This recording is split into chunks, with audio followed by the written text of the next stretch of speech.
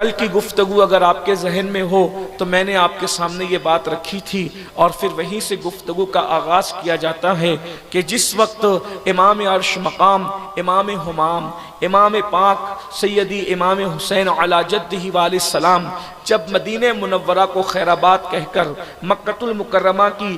زمین پر آپ نے اپنے قدم رکھے، تو اس وقت اکابر اصحاب نے جو اس وقت موجود تھے انہوں نے یہ عرضی لگائی کہ حضور اس وقت روئے زمین پر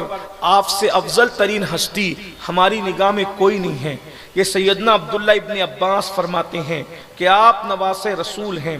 آپ نبی کے نواسے ہیں، اور آپ کے اکیلے کے سوا اس وقت تو دنیا میں کوئی نبی کا نواسا نہیں ہے۔ روئے زمین پر ہمارے لیے سب سے عظیم ہستی آپ ہے، اس وقت اس زمانے میں سب سے عظیم ترین ہستی آپ کی ہستی ہے، اس لیے آپ اب یہاں سے کہیں نہ جائیں۔ آپ نے کوفہ والوں کے خطوط پیش کیے جس کی تعداد 150 ہم بیان کرتے ہیں، حالانکہ مورخین نے اور بھی لکھا۔ یہ اپنے نئے سننے والوں کو میں یہ بات بتا دوں کہ کربلا کا واقعہ نہیں بلکہ تاریخ میں جتنے واقعات ہیں ان میں بہت اختلافات ہیں، لیکن ہماری یہ کوشش ہوتی ہے کہ اقوال سب بیان کر دیں تاکہ آپ اپنے ذوق کے اعتبار سے اس کو قبول کریں یا نہ کریں۔ بہرحال امام عرش مقام نے 150 خطوط ان کے سامنے رکھے، اور وہ جو آخری خط میں نے آپ کے سامنے اس کا مضمون پیش کیا تھا وہ بھی آپ نے پیش فرمایا۔ تو سیدنا عبداللہ ابن عباس رضی اللہ عنہ حبر الامہ، سید المفسرین، رئیس المفسرین ابن عباس رضی اللہ تعالیٰ نے عرض کیا کہ آپ ایک کام کریں کہ اپنے کسی معتمد کو بھیجیں، اور پھر اس کے بعد اس بات پر ہماری گفتگو کل مکمل ہوئی تھی کہ امام عرش مقام کے بہنوئی تھے اور ان کے جو وہ چچا زاد بھائی تھے جن کو ہم تاریخ میں امام مسلم کے نام سے یاد کرتے ہیں۔ امام مسلم امام مولا کائنات کے داماد بھی ہوتے ہیں، اور امام حسین علی جدہ علیہ السلام کے بہنوئی بھی ہوتے ہیں، کیونکہ آپ نے سنا کہ امام مولا کائنات نے جو ہے سیدہ فاطمہ الزہرا کے بعد 8 نکاح فرمائے، اس طرح آپ کی 9 بیویاں مکمل ہوتی ہے، اور اللہ تعالیٰ نے آپ کو کم و بیش 18 سے 19 بیٹے عطا فرمائے، اور 17 سے کچھ کم زیادہ آپ کو بیٹیاں عطا فرمائی۔ تو آپ کی بیٹیوں کی تعداد بھی بڑی کثیر ہے اور بیٹوں کی تعداد بھی بڑی کثیر ہے۔ تو حضرت سیدنا مسلم ابن عقیل جو بہنوئی بھی تھے، چچا زاد بھائی بھی تھے، بڑے خوبصورت آدمی تھے، بڑے حسین و جمیل انسان تھے، اللہ نے علم بھی دیا تھا، تقوی بھی دیا تھا، ان کو روانہ کیا۔ اور پھر آپ جانتے ہیں کہ آپ جس وقت کوفہ پہنچے تو آپ کے ساتھ آپ کے 2 بیٹے تھے، ایک کا نام محمد تھا اور دوسرے کا نام ابراہیم تھا۔ محمد کی عمر جو ہے وہ 8 سال بتائی جاتی ہے، اور ابراہیم کی عمر جو ہے وہ 6 سال بتائی جاتی ہے۔ امام مسلم شروع میں جس وقت کوفہ پہنچے بڑی تعداد میں لوگوں نے آپ کے ہاتھ پر بیعت کی، مختلف اقوال ہے جو میں کل پڑھ چکا۔ مختصر میں امام کی شہادت حصول برکت کے لیے پڑھنا ہے، وہ یہ کہ جب آپ نے لوگوں کی بیعت لی تو اس وقت ہوا یہ کہ یزید کے جو مخبر تھے انہوں نے یزید کو لکھا، اگر تم اپنی حکومت کا تحفظ چاہتے ہو تو مسلم یہاں آئے ہیں امام حسین کے نمائندے بن کر، اور وہ لوگوں کی بیعت لیتے ہیں، تم جلدی سے کسی کو روانہ کرو۔ عبید اللہ ابن زیاد کو یزید نے روانہ کیا۔ عبید اللہ ابن زیاد کیا، ان لوگوں کی کیا تاریخ پڑھی جائے، بس اتنا آپ سن لیں اور سمجھتے ہیں، اور آپ کو پتہ ہے کہ زیاد جو تھا وہ اس کا باپ، عبید اللہ کا باپ جو زیاد تھا، وہ تاریخ کے مورخین نے لکھا ہے اور بہت معتمد مورخین نے جو ہے وہ لکھا ہے کہ یہ زنا سے پیدا ہوا تھا زیاد، اسی لیے زیاد کے باپ کا نام یہ کہا جاتا ہے۔ زیاد کے باپ کا نام عام طور پہ نہیں لکھا جاتا بلکہ کہا جاتا ہے زیاد ابن ابی۔ جو بڑے مورخین ہیں جنہوں نے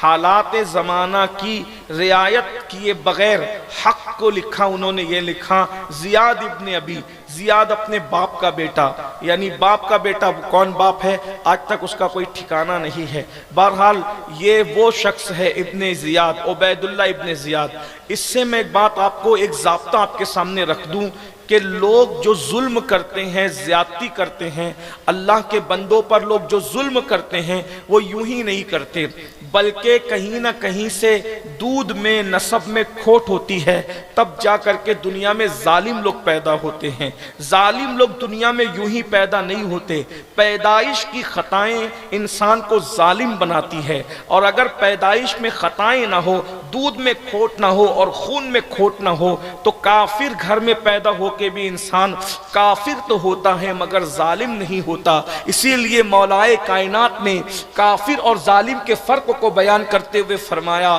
اللہ کافروں کو تو مہلت دیتا ہے مگر اللہ ظالموں کو مہلت نہیں دیتا۔ ظلم بہت خطرناک چیز ہے۔ بہرحال تو ہوا یہ کہ عبید اللہ ابن زیاد جب کوفہ آیا، آنے کے بعد اس نے وہاں کے سرداروں کو دھمکایا، اور سرداروں کو دھمکانے کے بعد سارے جو کوفہ کے سردار تھے ان کی فکر بدل گئی، ان کی سوچ بدل گئی۔ کوفی لا یوفی جن کو کہا جاتا ہے، وہ اچانک ایک رات میں دھمکی سن کر کے بہک گئے، کچھ لوگ لالچ سے بہک گئے، اور اس کے بعد جن لوگوں نے بیعتیں کی تھی وہ سب کے سب بیعت توڑ کر واپس سے وہ یزید کے حمایتی بن گئے، اور ایک ساتھ مل کر سب نے جو ہے حضرت امام مسلم کے ساتھ اور انڈائریکٹ امام حسین کے ساتھ غداری کی۔ ہوا یہ کہ اللہ اکبر، امام مسلم رضی اللہ تعالیٰ جو امام حسین کے نمائندے تھے، جب وہ مسجد میں نماز پڑھانے کے لیے گئے تو 700 لوگ آپ کے ساتھ بچے یا 500 لوگ مغرب کی نماز شروع کی کوفہ کی جامع مسجد میں، تو 500 یا 700 لوگ پیچھے کھڑے تھے، اور جب سلام پھیرا تو کوئی ایک بھی موجود نہیں تھا، سب ساتھ چھوڑ کر کے چلے گئے۔ یہ کوفہ کی تاریخ ہے، یہ کوفیوں کی بے وفائی ہے۔ اللہ اکبر۔ اس کے بعد امام مسلم مغرب کی نماز پڑھ کے سوچتے کہاں جائیں، کدھر جائیں، سب کے دروازے بند۔ کل تک کے جن کی جو دعوتوں کے لیے منتیں کر رہے تھے، بلا رہے تھے، عرضیاں پیش کر رہے تھے، ہاتھ جوڑ رہے تھے، آج انہوں نے اپنے دروازے بند کر دیے۔ حضرت سیدنا امام مسلم رو رہے ہیں، میں نے تو امام کو خط لکھ کر کے کہہ دیا، حالات بڑے سازگار ہیں، لوگ آپ کی بیعت کے لیے تیار ہے، لوگ آپ کی زیارت کے لیے تیار ہے۔ امام تو میری بات سن کر کے پڑھ کر کے نکل پڑیں گے، کیونکہ ان کو اعتماد بہت ہے۔ ایسے میں آپ نکلتے ہیں، پانی کی پیاس لگی ہے، کوئی پانی پلانے والا کوفہ میں نہیں ہے۔ ایسے میں امام مسلم رضی اللہ تبارک و تعالیٰ عنہ جو ہے وہ ایک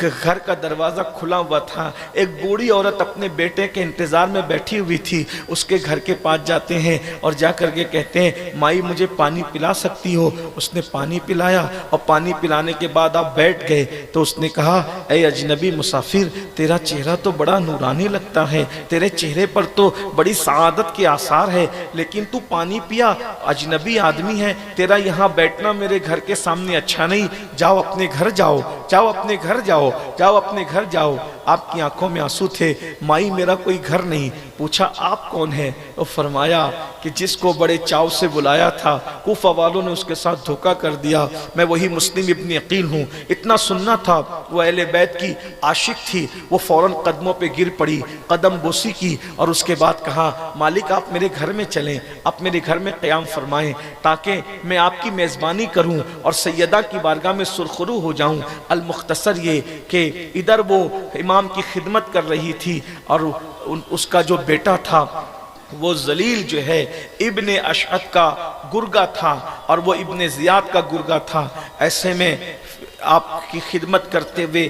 وہ بڑی عورت بڑی اپنے آپ کو سعادت مند تصور کر رہی تھی۔ اس کا بیٹا آیا، بیٹے کو پتہ چلا کہ ماں جو ہے وہ بار بار کمرے میں آتی جاتی ہے، بڑی مسرت سے، بڑا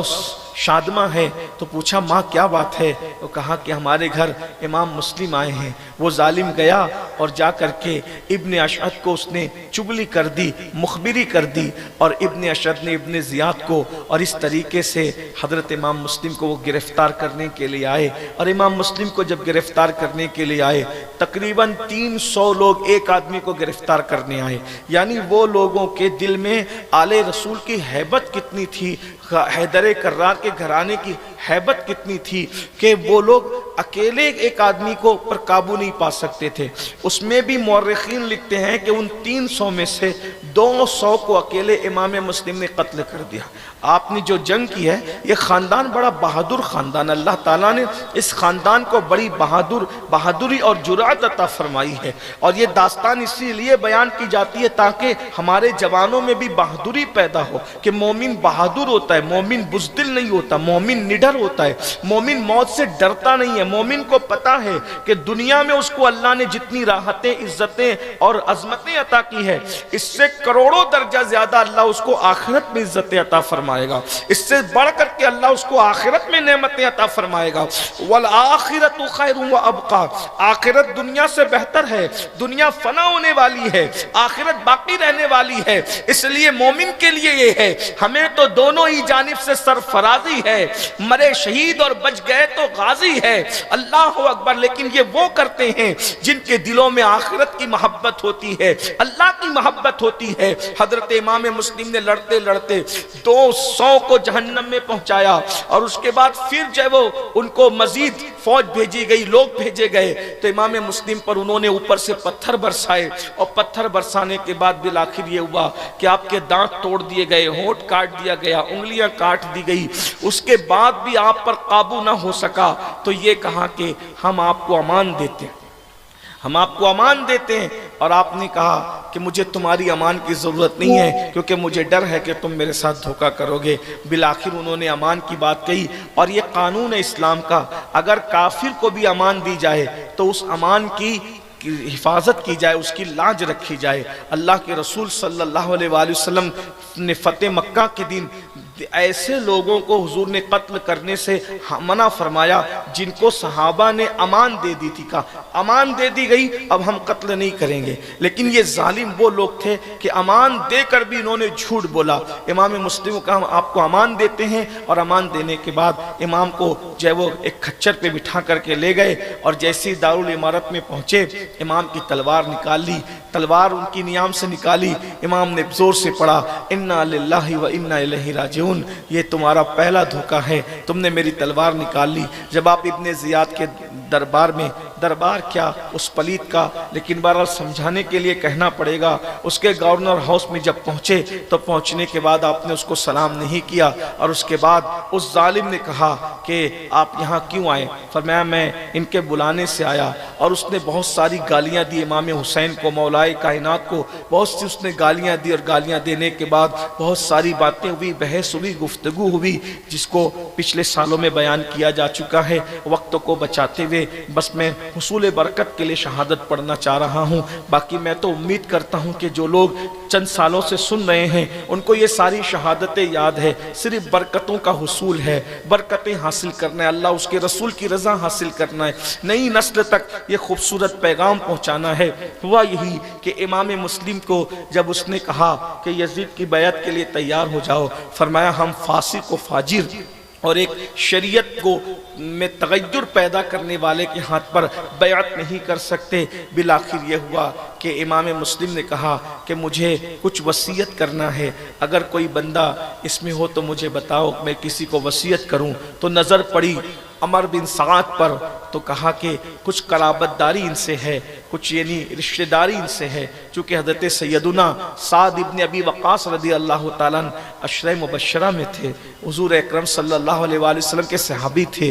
جنتی اصحاب میں سے تھے، لیکن ان کا بیٹا تھا، بگڑ گیا تھا، دنیا داری میں پڑ گیا تھا۔ بہرحال تو عمر بن سعد کو بلایا، اور بلا کر کے کہا دیکھو میری 3 باتوں کو یاد رکھنا۔ نمبر 1 کہ جب میں شہید ہو جاؤں تو 700 درہم مجھ پہ قرض ہے، میرا زرہ اور میرا گھوڑا بیچ کر، میری زرہ اور میرا گھوڑا بیچ کر میرا قرض ادا کر دینا۔ اور دوسری وصیت یہ ہے کہ جب میری شہادت ہو جائے تو میرے جسم کو یہ بے حرمتی کریں گے تو اس کو لے لینا اور دفن کر دینا۔ اور تیسری بات یہ، میں امام کو خط لکھ چکا ہوں، امام میرا خط پڑھ کر کے ضرور آئیں گے، امام کو خط لکھ دینا کہ کوفہ والوں نے بے وفائی کر دی ہے، اس لیے امام تشریف نہ لائیں۔ یہ تین باتیں اس ظالم نے وصیت ادھر جا کر کے سنی اور آ کر پورے دربار میں بیان کر دیا۔ اور پھر ابن زیاد نے کہا گھوڑا اور زرہ تو میں نہیں دوں گا کیونکہ اس پہ ہمارا قبضہ ہے، دوسری بات یہ کہ لاش کے بارے میں کیا کرنا ہے یہ ہم خود جانیں گے، اور تیسری بات یہ کہ حسین ہماری طرف آئیں گے ہم ان کو نپٹیں گے، نہیں آئیں گے ہم ان کو چھوڑ دیں گے۔ اس طرح اس بدبخت نے بات کی اور پھر کوفہ کے دارالعمارت پر لے جا کر کے سیدنا امام مسلم کو کھڑا کیا۔ امام پھوٹ پھوٹ کر رونے لگے۔ ظالم نے کہا موت کو سامنے دیکھ کے رو رہے ہو؟ کہا نہیں، موت کو سامنے دیکھ کر نہیں رو رہا ہوں بلکہ اس پر رو رہا ہوں، حسین کو مجھ پہ اعتماد بہت ہے، میرا خط پڑھیں گے تو بال بچوں کے ساتھ ادھر آئیں گے اور ان لوگوں نے بے وفائی کر دی ہے۔ ایسے میں کہا جاتا ہے کہ ذی الحجہ کی 8 تاریخ تھی اور 8ویں ذی الحجہ کو سیدنا امام مسلم کو اس طرح شہید کر دیا گیا کہ آپ کی گردن اڑا کر آپ کے جسم اطہر کو کوفہ کے دارالعمارت سے نیچے پھینک دیا گیا۔ مورخ لکھتا ہے کہ آپ کی ہڈیاں چکنا چور ہو گئی اور آپ کی شہادت کے بعد دوسرا خوش نصیب جو شہید ہوا ہے کربلا کے باب میں، ان کو حضرت ہانی رضی اللہ تعالیٰ ابن عروہ کہتے ہیں۔ ہانی ابن عروہ ان کی بھی شہادت ہوئی اور ایک ہی دن میں یہ دونوں کو شہید کیا گیا اور یہ دونوں کے سر کو دمشق کو بھیج دیا گیا، جسے دمشق بھی کہتے ہیں، یزید کے پاس، اور ان دونوں کے جسم کو کوفہ کے دارالعمارت پر لٹکا دیا گیا۔ یہ ہوا ان دونوں کی شہادت کا معاملہ۔ انا للہ و انا الیہ راجعون۔